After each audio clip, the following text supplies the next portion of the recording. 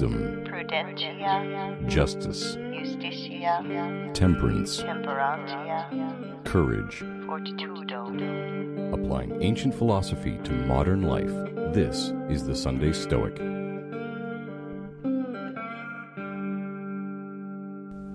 How about that cool introduction or outro, however we wish to use it?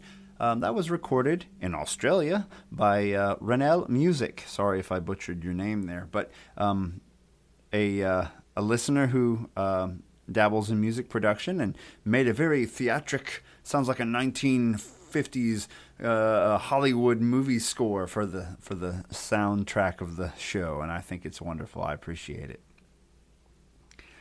How are you doing this week? Have you been doing any journaling? We've been moving through the meditations of Marcus Aurelius, and I think it's good to read what he's doing here and think about what he's doing in these writings that he has done, and see if we can't sort of imitate it. Not that we want to copy Marcus, but remember what he's doing here. He's got a very strong foundation in philosophy. And there's stuff that he knows he's not good at. And so he constantly reformulates these ideas, rewords them, writes them again and again as a way to keep them on his mind and to imbibe them more deeply, to get to know them thoroughly. And we're going to see that again this week. We're going to do 3 readings, and a lot of it is him just reminding himself, hey, externals are not good. They don't define you. They are not what makes a person good. And he also reminds himself at some point, and I'm here to help others. We are here as part of nature to help others. And he also reminds himself that, hey, death is not an evil. It's something that happens to us all. These are just like 3 basic Stoic ideas, but he's reformulating them over and over again, sometimes in very direct ways, sometimes in more artsy ways, which is fine. You can attack it from a poetry angle, from a more wordy angle, or you can attack it like I often do, a bullet point, like from a scientific paper kind of way, whatever speaks to you. In fact, it's probably best to try to formulate the same ideas from different angles on different times when you sit down to journal. So listen to the 3 readings this week and see how you might apply these ideas, how you might think about them. How would you put them into words in your own way? The Meditations of Marcus Aurelius, Book 5, number 15. Those things do not belong to a man which do not belong to him as a man. For they are not included in the idea. They are not required of us as men. Human nature does not promise them, neither is it perfected by them. From whence it follows that they can neither constitute the chief end of man, nor strictly contribute towards it. Further, if these things were any real additions, how comes the contempt of them and the being easy without them to be so great a commendation? To balk an advantage would be folly if these things were truly good. But the case stands otherwise, for we know that self-denial and indifference about these things, and patience when they are taken away, is the character of a good man. Number 16. Your manners will depend very much upon the quality of what you frequently think of. For the soul is as it were tinged with the color and complexion of thought. Be sure, therefore, to work in such maxims as these. Wherever a man lives, he may live well. By consequence, a life of virtue and that of a courtier are not inconsistent. Again, that which a thing is made for is that towards which it is carried, and in that which it is naturally carried to lies the end of the act. Now where the end of a thing is, there the advantage and improvement of it is certainly lodged. Now the happiness of mankind lies in society, since that we were made for this purpose I have proved already. For is it not plain that the lower order of beings were made for the higher, and the higher for the service of each other? Now as those with souls are superior to the soulless, so amongst all creatures with souls the rational are the best.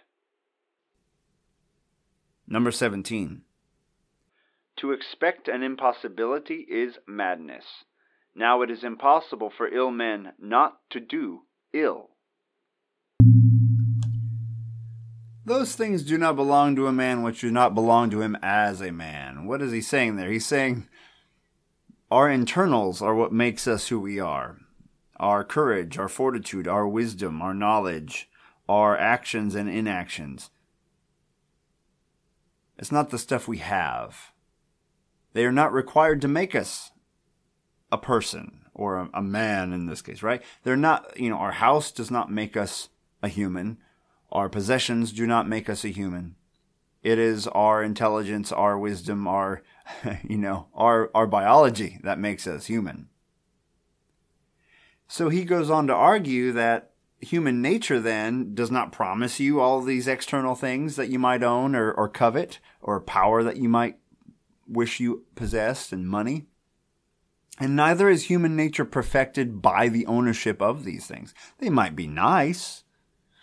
He's not going to argue that, but it doesn't craft you into a more perfect human by possessing them.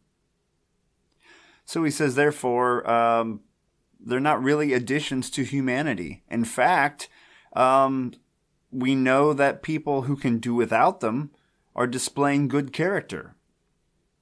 People who have the patience to lose them without freaking out, people who can do without them show cleverness and show craftiness. These are good traits in a human being. So we cannot argue that external things are good. Probably something an emperor has to really remind himself a lot. I need to remind myself that too whenever I'm clicking on Amazon and overindulging in commercial goods. In number 16, he reminds himself that what he thinks about, how he uses his mind, even though no one else can see what he's thinking, they will affect his manners. He needs to think about things from a positive angle, and maybe not think about things that he thinks he shouldn't be thinking about. So he's worried about, much like Zeno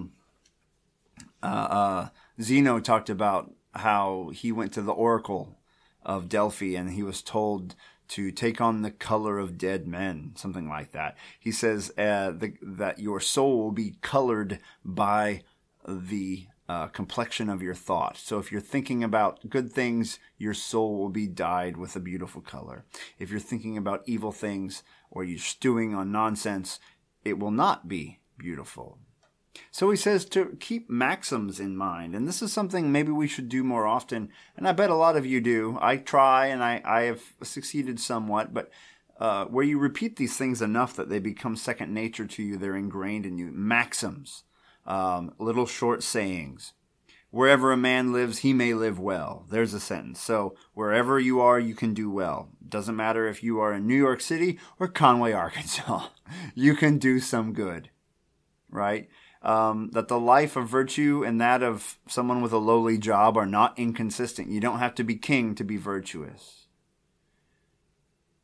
He also goes on to mention, I think this is a contemplation of death, that towards which a thing is carried is carried naturally, is when it gets there, that's the end of the act assigned to you by nature, as if you were in a play. And wherever the end of a thing is, its advantage lies. So we are born to die. It's not unnatural to die. It is what is supposed to happen, and therefore cannot be an evil.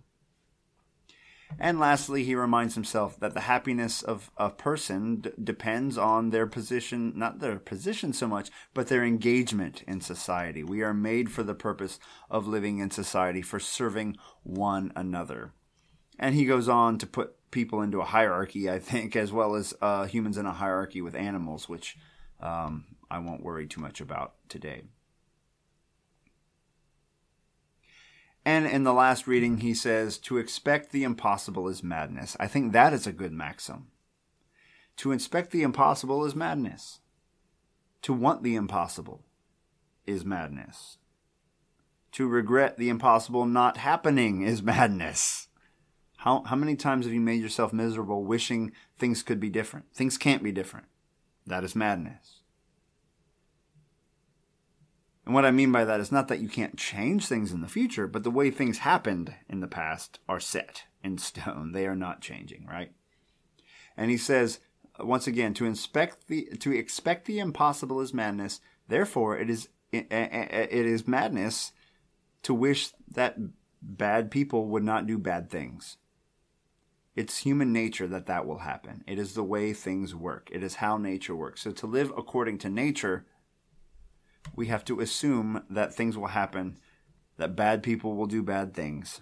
We have to assume that it's our job to live within the community, to help people not to do bad things, or to help people recover when bad things are done, to serve one another. We have to remember that it is according to nature that we will die, to make the best of it, to try to think clearly, to think more positively if possible, to color our psyche with good thoughts as much as we can, or at least good intentions and the like. And that possessions do not make us who we are. Power does not make us who we are. It is our progress, our rational thought that makes us who we are. So look at how he approached these things. He could have just said, externals are bad, or externals are indifferent. We should work together. Bad people will do stuff. And that could have been a real short journal entry. But he kind of goes around and fleshes those ideas out, writes about them in creative ways. Something that you might consider in your own journaling practice. Here on Carafit Farms South, as I like to call it. Carafit Farms is where my brother lives, up north. Carafit Farms South, my little 5-acre plot. We're doing okay. The seasons are changing. The leaves are beautiful and falling off the trees as we speak. It has now been a year since my friend Lane, who plays drums on the end of the podcast, passed away. And that's kind of surreal. Still miss the guy. So once again, crank up the outro for Lane this week. I just want to say that I was humbled to inherit the guitar that he was playing at my house one of the last times I saw him. And it's nice to have a touchstone there, and it's powerful to reflect that, if he could pass away at 38 years old, I could go at any time, right? So bear in mind as you're journaling, keep these experiences that you have in mind. Use them not to ruminate or to bolster, or to boast, but to push yourself forward, to make yourself better, so that when your time does come, you were as good as you could have been at that moment. All right, everyone. Here in the U.S., this coming weekend, let me think about it. This coming weekend after this episode airs will be Thanksgiving, at least that Thursday. And so I will be putting out an episode. I intend to, but I will be traveling. So if the episode's poorly recorded, or if I release an old episode or something, you've been warned. But I will do my utmost to put something up new for you this coming Sunday as well. And everyone out there from at least the United States, happy Thanksgiving. And no matter where you are, no matter what season you are experiencing on your continent, I hope you can take a moment to think about what you are thankful for. Oh, and a random weird request. Could someone in Australia, next time there's a nice full moon out, go out at night and get me a picture of the full moon from Australia? I want to use it as a teaching tool in my science class. I can explain more later, but I want to see the picture first. but I would appreciate it. I'm not going to get to Australia anytime soon, I'm afraid, and so that would be great. All right, everyone. Thanks so much for listening to the podcast. I hope you get a little bit of motivation to journal this week, to think about what Marcus had to say, and that you seize a little more of the day than you would have otherwise. So go out there and do it. Carpe diem. Thank you for listening to the Sunday Stoic. Become a member of the Sunday Stoic team. Earn rewards by becoming a patron at www.patreon.com/SundayStoic. Contact the show by emailing sundaystoic@gmail.com. And as Steve always says, Carpe diem.